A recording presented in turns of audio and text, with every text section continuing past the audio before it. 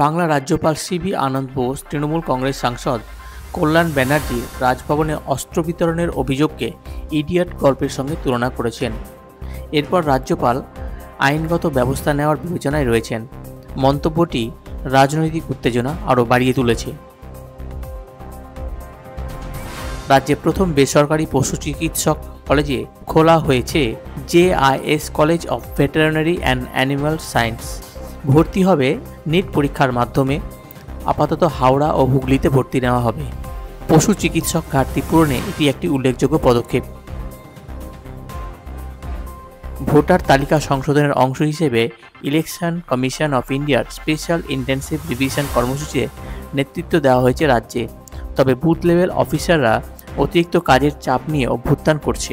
নির্বাচনের প্রস্তুতি এবং ভৌগোলিক ও রাজনৈতিক প্রসঙ্গে এটি গুরুত্বপূর্ণ। রাজ্যের কারাগারে 60টি পর্যন্ত বিস্তৃত অঞ্চলে প্রায় 25,774 জন বন্দীর এসআইআর কার্যক্রম শুরু হয়েছে।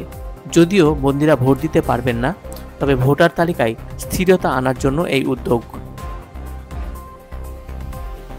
শিক্ষা কাজের নিয়োগ প্রক্রিয়ায় West Bengal school service commission দ্বিতীয় ধাপে SLST 2025-এর সাক্ষাৎকার তালিকা প্রকাশ করেছে।